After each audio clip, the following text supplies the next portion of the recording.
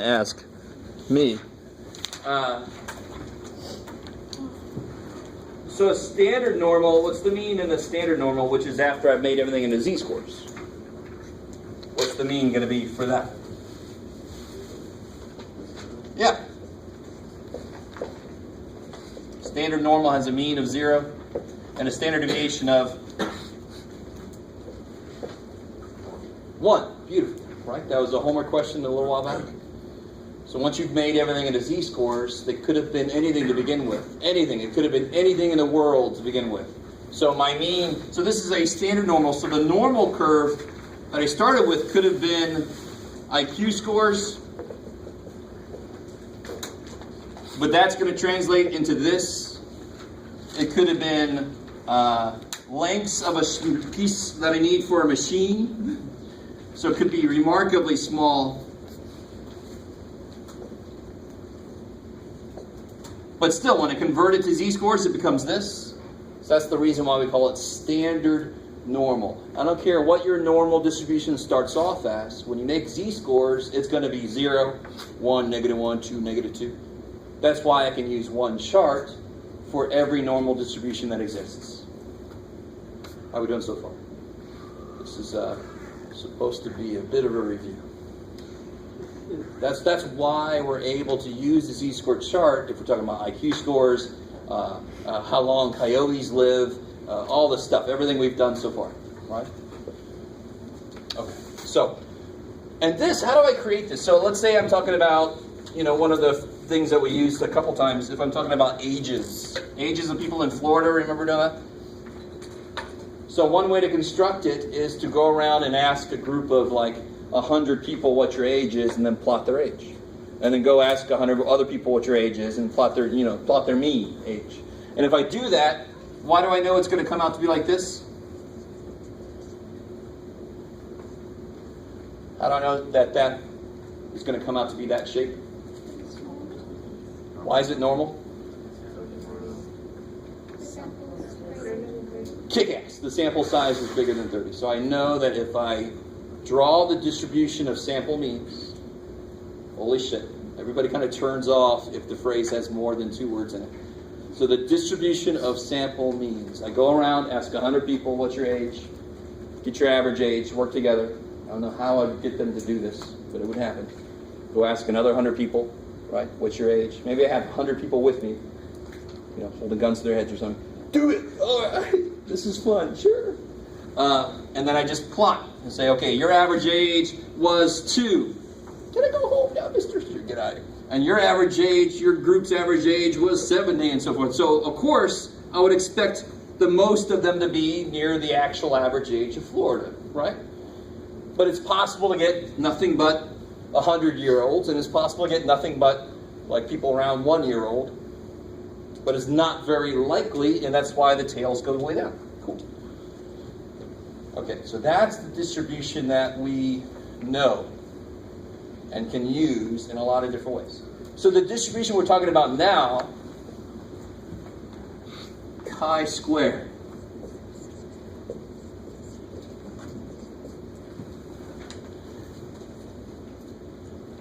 Okay. So again, not chi, K-A-I. Dragon balls.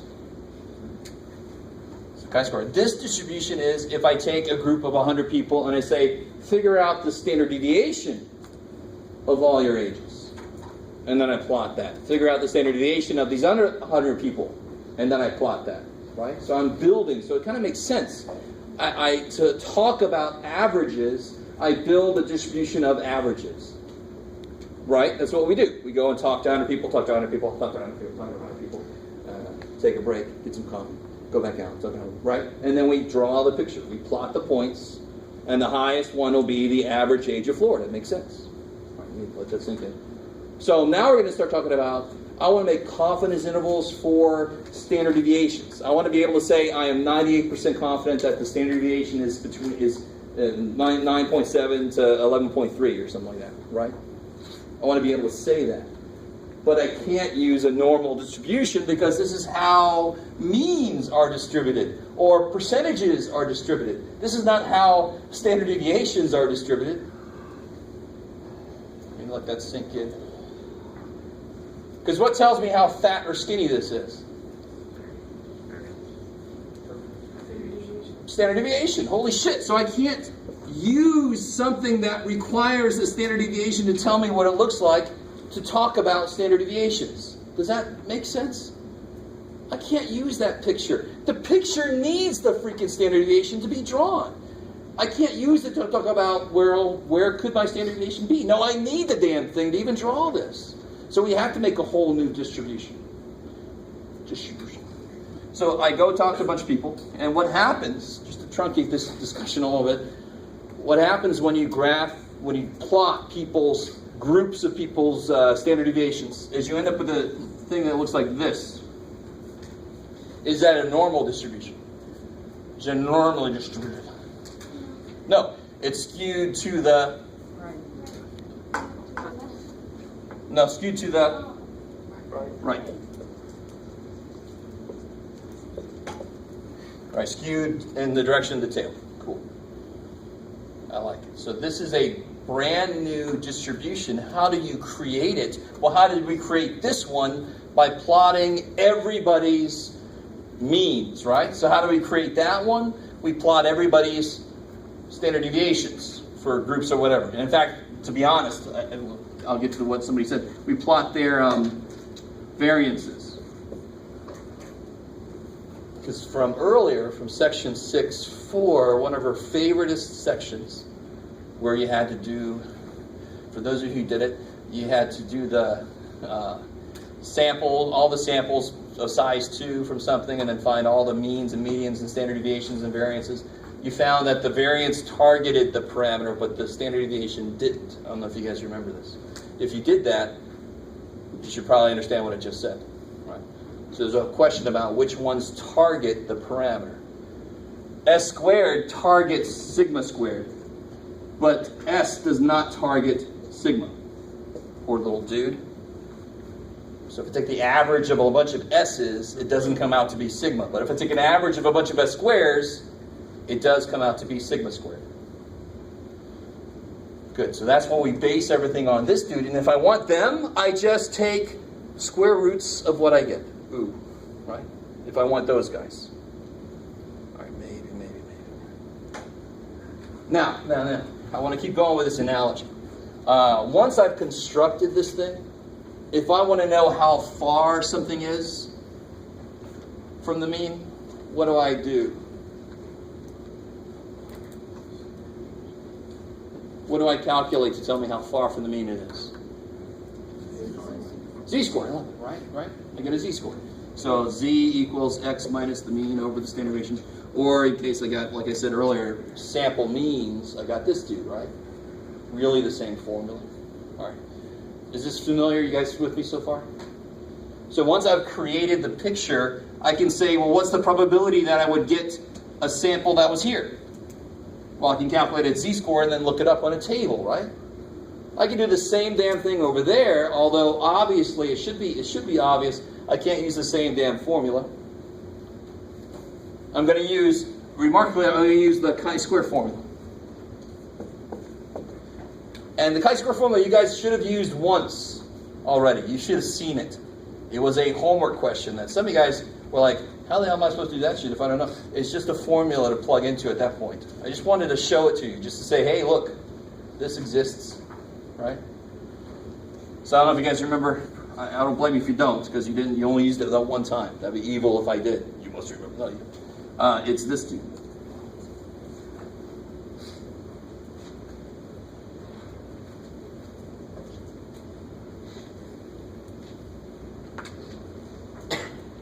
All right, how are we doing so far? Maybe. So tell me this, what's the smallest a standard deviation could be? So if I take a sample, what's the smallest S could be? 0, I love it. And what situation would that correspond to? So if I take 5 people's ages, in order to have S equals 0, They must all have the same age. I love it. Kick ass. So the lowest, what's the lowest this picture can actually go? 0. So it's not centered around 0 is the point I'm trying to make there. But this tail can actually go forever up. Theoretically. Sort of like this guy can go forever up and down in both directions. All right, how we doing? Of course, it doesn't happen because then that means we could have a 100-foot person, right? And then would he eat people? Is it Attack on Titan? I don't know. Hopefully, we don't find out. I'd love that, like 10% of you get my references. All right. So let's look at let's build what we would need for constructing a confidence interval. And in fact, what we do is it's a lot easier than what we had to do here. Over here, I had to go through quite a little bit of mess. But the first thing we did was we solved this for the mean, really. Or, I'm sorry, the x. I don't know if you guys remember this. Remember that little formula we had? Is that cool? And then, of course, we replaced that with sigma over square root of n, and we made that plus or minus because we want to go up and down. Does that sound vaguely familiar? That's how we constructed the formula for confidence intervals. We made it do what we wanted it to do. Over here, I want to be able to say that the population variance is between two things, right? That's what I want to be able to say. Much like we said here when we finally got the formula for confidence intervals. Then I could say that the real mean is, this interval captures the real mean, and we're this confident about it. So here's the beautiful thing. This, much like this, these scores sit on a chart. Just like these scores sit on a chart, right? So I can look them up for whatever situation I'm in. I can look them up. Just like if I want to be 98% confident, you can look up what the z-score is for that. Cool. For if I want to be 98% confident, I can look up what the chi-square score is for that. I like it. You with me? So if somebody says, find a 98% confidence interval, well, I can get this. I'm going to take a sample, right? I took a sample, I can get S. I took the sample, so I know what freaking n is. Hopefully I was counting as I got the sample. This is what I don't know, right? That's what I'm trying to create a confidence interval for. So what do you think I'm going to do with this equation, since I can look that up in a table? Yeah, just solve for sigma squared. Solve for the variance. So I end up just, right, multiply that guy up, divide that guy down. So I get, in general, I get this.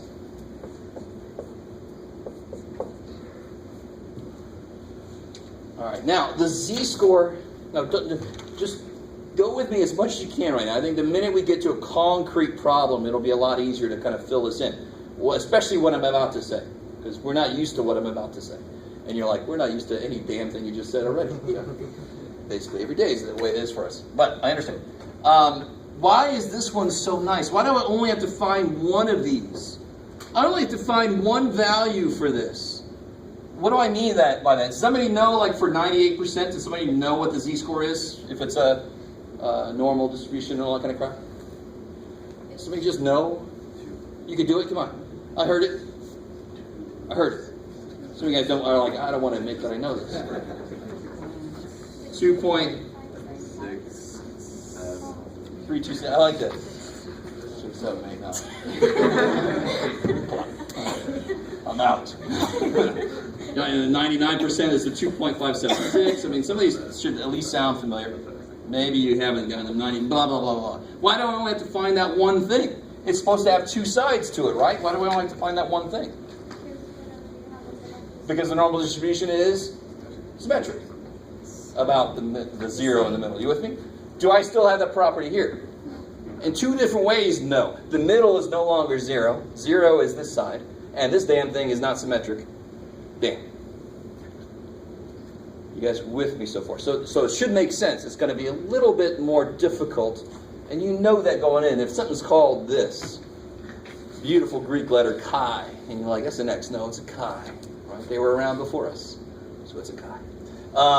You know it's probably going to be not the easiest thing in the world. But at the same time, what you realize is not nearly as hard as you think. Unfortunately for me, if I want to find the 97% or whatever, 98%, let's use something that actually exists, Jeff, in the chart. If I want to find the 98% confidence interval, it's not going to be symmetric. Do you see how that was a little bit further away from the middle, from like the middle? You with me? So all my confidence intervals aren't going to really have a center like these do, because the picture I'm using does not really have a center, right? Like I'm used to. It's not symmetric around something. But I have to find two scores. Whereas this one, I wouldn't go, let me go find 2.326. Now let me go find this guy. Let me go find, no, it's negative 2.326. No, now I got to go, well, if this is 28.79, I've got to actually go freaking find, it's not negative 28.79, maybe it's 4.97. I don't know. Check. All right, maybe. And again, I'm trying to get my way to a concrete example because this is where things got to make it a lot easier. So in general, what I've got here, I've solved for this. So it's going to be n minus 1 s squared. Notice it's going to be the same thing on the top on both sides. The book says like chi-squared left, chi-squared right, which gets really confusing because then they go on the opposite sides. Because this would be chi-squared what? What do you think this would be chi-squared? Right or left? Right. Oh, that's amazing, right? But then, where do you put it? To me, if that's going to be a bigger score. Are you with me? That's going to be a bigger number because it's over there, right? So where are you going to put it? Underneath this guy or underneath this guy, considering that this guy is supposed to be the smallest? You're going to put chi-squared right on the left freaking side of your equation. That always drove me crazy when I first learned this. So what I do personally is I call this chi-square big and chi-square small. Not left and right. And of course, I don't know if you know, I have a trouble with left and right in general. I have to do this so I know that's left because it makes an L. All right, but I'm cool with that. I'm fine with that. I don't have enough space left to put that somewhere. So big, if I divide by a big thing, what I get becomes, when I divide by big, I get, so to me it makes more sense. I'm going to put the big under the guy that I want to be small. I'm going to put small underneath the guy that I want to be big. But I don't know if that really helps. Just realize this one's got to be the bigger score, so that when you divide, it comes out to be the smaller result. All right, good. Maybe. All right, here we go. We're going to do a concrete example. Your chi-square charts. I was just trying desperately to get your grade sheets together. Let me put it up on the overhead. Oh, that's right. I have that website you can go to. So if you have the book, the chi-square chart's in the insert. Cool, I like it. Or it's in the back of the book in the appendices, right? I see a lot of us are looking out for our backs and didn't bring our book. I understand.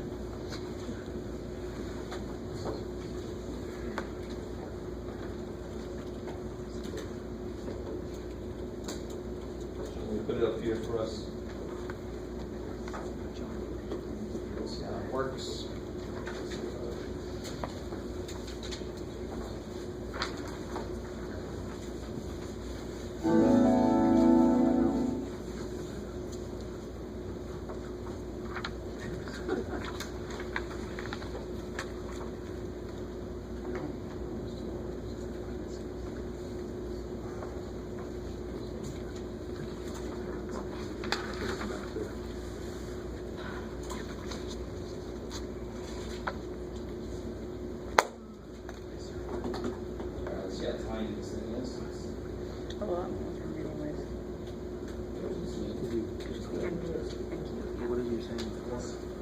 Oh, that it's normal enough when you see scores.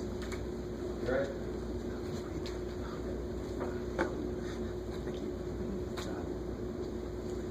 Here it is. This is a chi-square distribution. I don't think they give you a picture of it. Let's do that. I'll stop doing that. All right. So a couple of things about, yeah. We're just going to look at the top of this right now.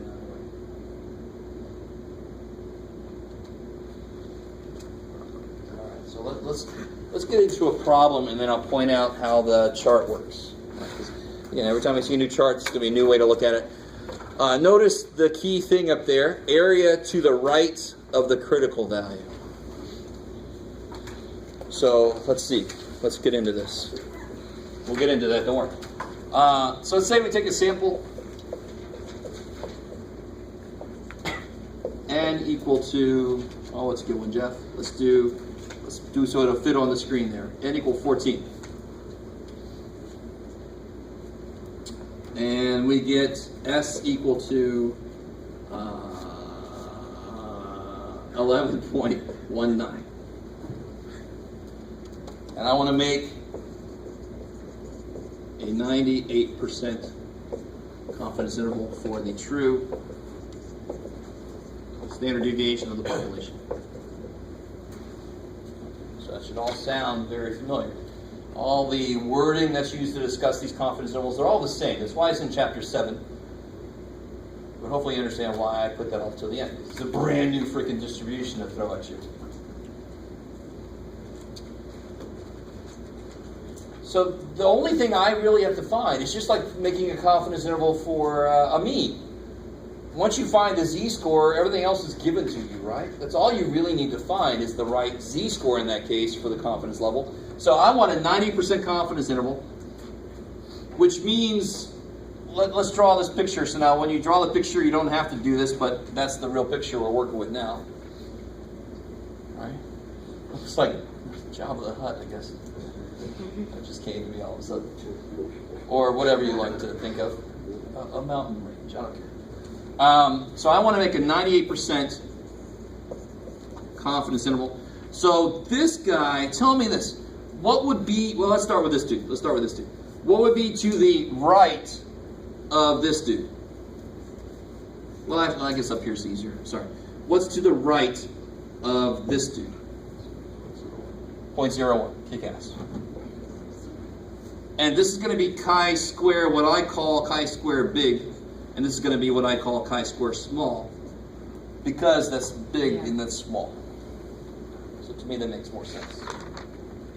You can call it left and right if you want to do, because the book does. So if you want to do the same thing the book does, I don't care. I'm not going to take it personal.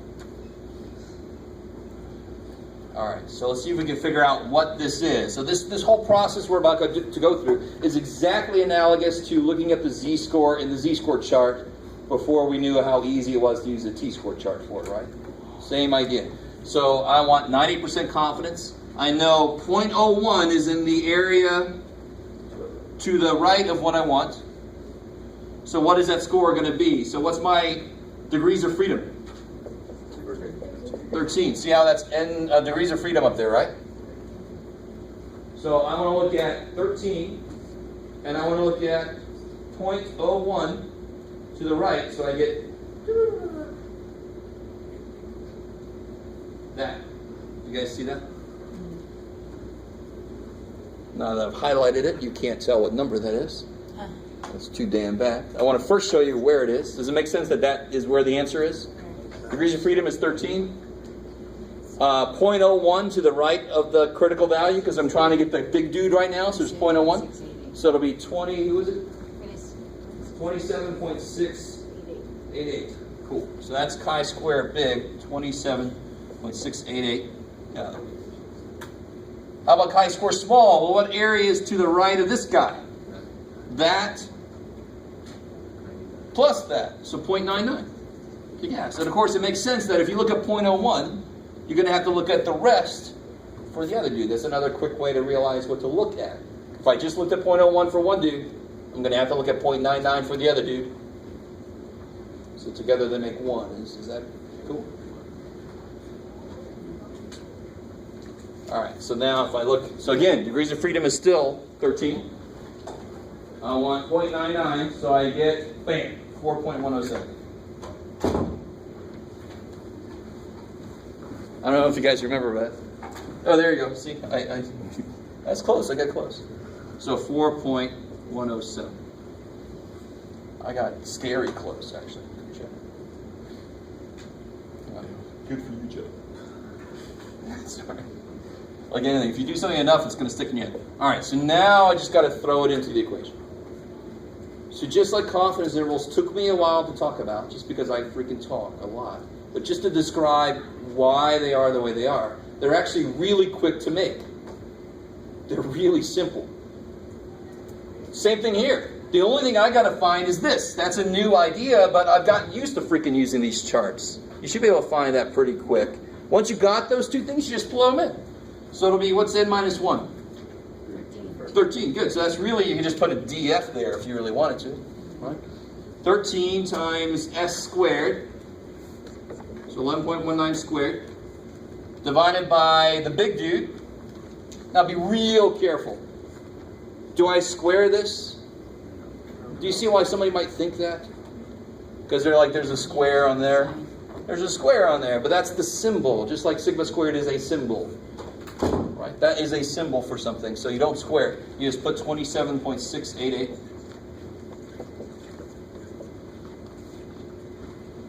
Then you put 13. So the top is going to be the same again, right? It's the same on both sides, but now the bottom is going to be the other dude, 4.107. So many dead markers up here. It's kind of scary, actually.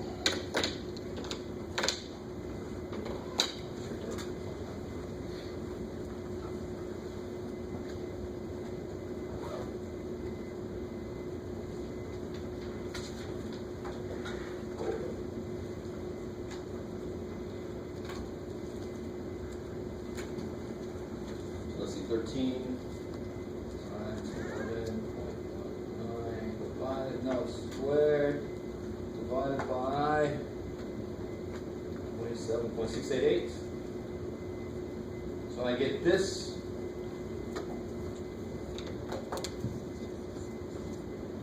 $791.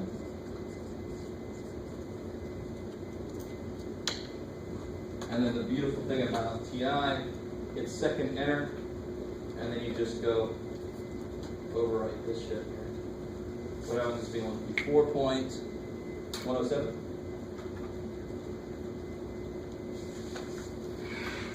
$96.35. So right there, we could, if we wanted to, and we normally don't, we could say we are 90% confident that the interval 58.791 to 39.6.35 contains the true variance of the population, right? We could say that.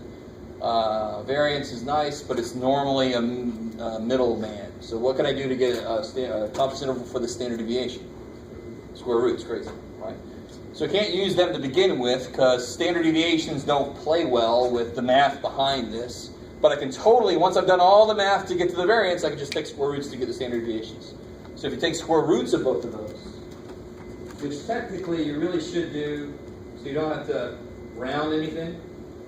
You should do it the minute you get this to say square root of that. So I get this. And if I do the other one, square root of that. So it's from 7.668 to 19, let's see, 7.668 is less than or equal to the standard deviation, which is less than or equal to 19.909. Is that in the middle of those two? How far from this is it? A little less than 4, right? 4 plus this would be 11.66. How far is that from this side? A little more than 8. Right? So like I said earlier, the picture we're using is not centered. It's not symmetric. So my interval is not going to be symmetric around this guy. That should not be a surprise. Don't feel like you're doing things wrong. If that's not in the middle, you're doing things right.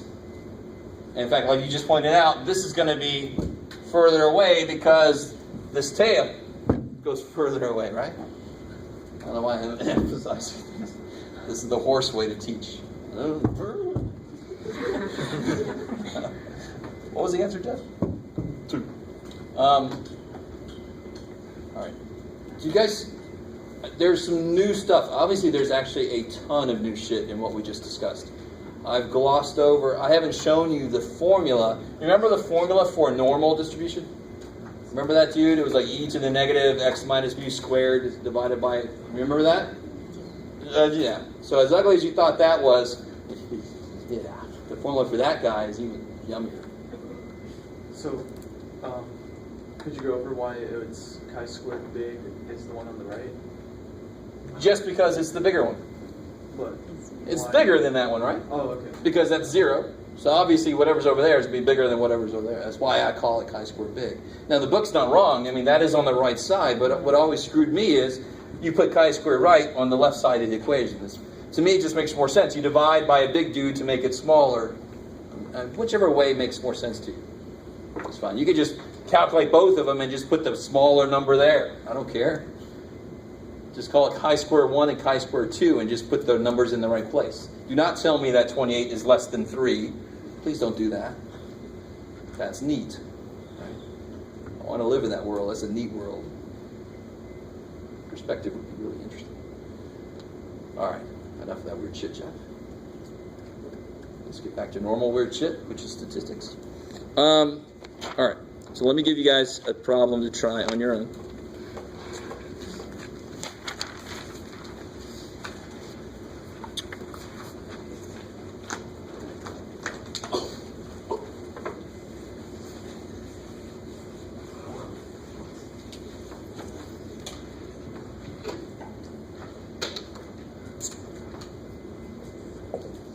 I'm not going to make a big old backstory to this.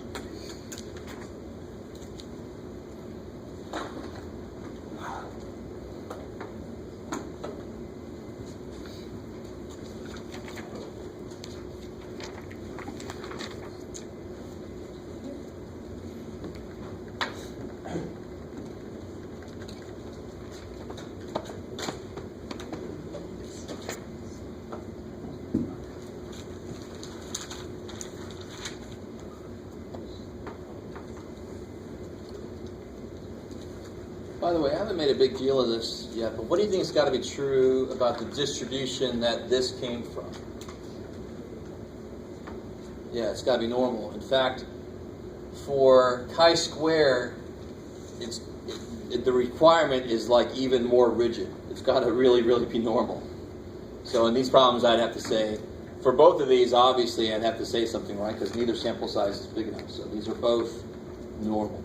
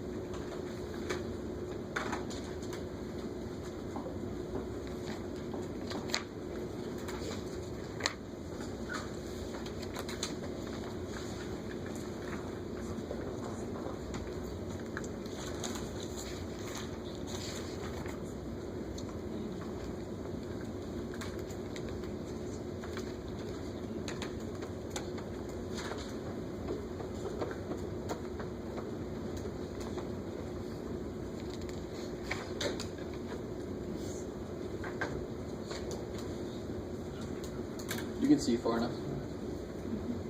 The very last one.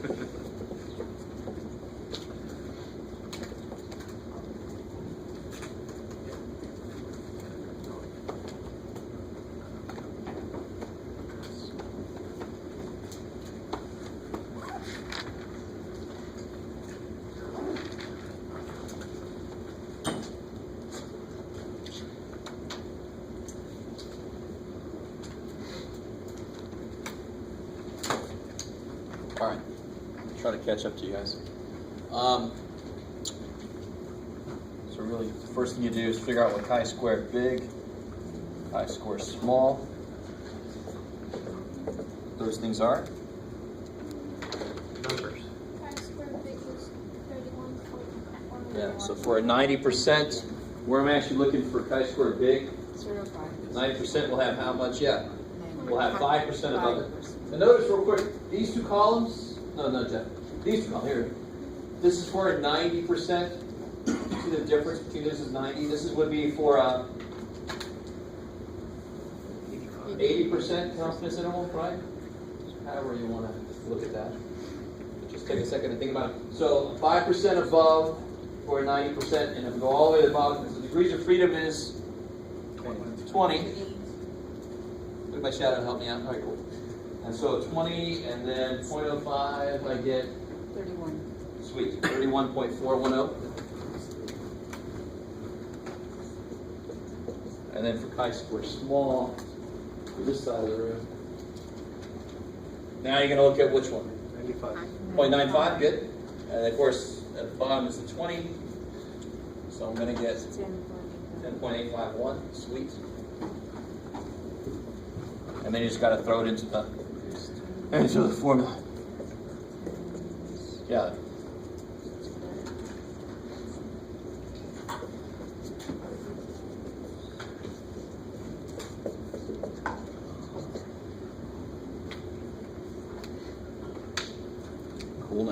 Coolness. Yes, ma'am. I don't get how you got 95 and 0.05. So if I want a 90% confidence interval, this chart only understands areas that's to the right, and that's why you're like, okay, stats people, you're freaking evil. Because the z-score chart only understands areas that are below. This chart only understands areas that are above, and we really did that just to screw you guys over. Just to let you know. So if this is 90%, how much is out here? 5%. There's 5% to the right of this. You with me? So I'm going to look at 0.05 to the right. And how much is to the right of this? Okay.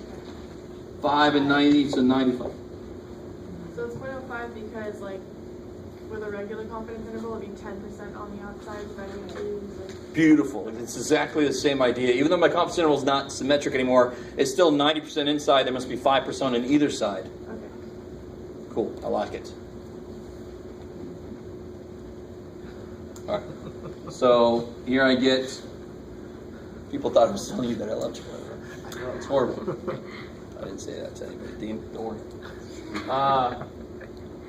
Where am I? Okay. So n-1 is 20. It's really the degrees of freedom. S was this monster there. Squared. People forget that poor little square dude. They forget that, and then they totally get that. And it's not supposed to be squared down here. chi-squared big, we just figured out was 31. 31.410. And then the top here is the same. Divided by chi-square small, 10.851. And you chugga, and what do you get for the variance? 7 point. Oh, is it like the... I don't know what to expect. Oh, sorry, for the variance, yeah. 242. 42.04. All right, sounds about right. 105. 105, whatever. And then less than or equal to this guy? 700.64. All right, good. So you're telling me that, okay. 700.64. 64. Cool. So then you just take square roots all the way around to get the standard deviation contained. 15.56. 26.7. All right. Roughly that. Cool. I like it. So let me stop here for a second and get you to realize something. You could do a lot of what we've done in the past using t-scores. You could actually get boundaries for your population standard deviation and use both to get two extremes for whatever situation you are working in. And that's not very often done because it's actually a little bit more work. But it's totally done sometimes. All right. How do you feel about that? I mean, it's really just getting used to how to interpret that chart. And that's really all it takes. Once you understand the chart, this kind of feels like the other confidence intervals. Okay, I like it. I like it.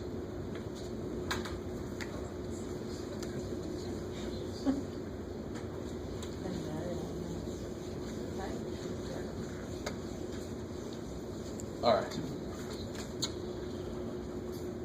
Oh, so one last thing for today. Then we'll get out here nice and early.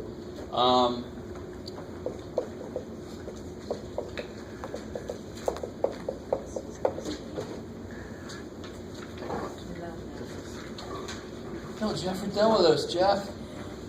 Come on, man. Well, now we can do claims about standard deviations. Oh, you just imagine what's going on in your head right now. Sorry, that's a really evil reaction to that. Exactly. Just when you thought you were done with it. The main thing, you're still going to be the same 5 steps. They're going to be what's your claim and your hypotheses. Why are you allowed to use a chi-square, right? You got to tell me it's normal enough. And then it's a random sample. That's part of it too. What's my critical value? How far do I have to get? And then how far did I get? And then your conclusion. It's all the same steps. The main difference is going to be step 3. The critical value is now going to be a chi-square, and we're going to get it from the chart. In step 4, to calculate chi-square star, I don't really call it that, but it's too much stuff on top of this chi-square. But it's like z-star. Remember step 4 was you summarize your sample information to figure out how far you got. So this is going to tell you how far you have to get. So if, for example, alpha was 0.01, and I was testing a claim that the standard deviation is bigger than something, then I would just look at 0.01, go to the degrees of freedom, it would tell me the critical value. It would tell me how far I have to get. You guys somewhere with me here? That's all there's to it. I mean, it feels a lot like what we did with hypothesis tests about a mean. Go get a z-score related to what my alpha is. Exactly the same idea. Blah blah blah blah blah. So, and this one, this is my what the book calls the test statistic, which is really hard to say. What I call like z-star. This will be, you just calculate it. And where do you think you're going to get that from? What would that be for this problem that I've kind of sort of set up? What would this be? What's the claim? Yeah, so HO would be sigma less than or equal to 11. H1 would be sigma greater than 11, right? Because it doesn't have an equal sign, so it's H1, right? No, see, that didn't change. It's not a brand new thing. Right? I know you want to be done with hypothesis test, but at least this isn't like a whole brand new hypothesis test. It really isn't. It's just a different table to look at, just like a t-score chart versus a z-score chart. And it's just a different formula to use, just like the z-scores for x bars and mu's versus the z-scores for p hats and p's, right? You just got to use the right formula. So that 11 would go in there, and then my sample standard deviation, of course, would go in for S, because that's what the hell it is. Sounds so easy. And actually, it is. All right. But I figured I didn't want to load too much on you in one day, so I figured that's as far as I want to go today. Cool. So if you need your test back still, come up and get it.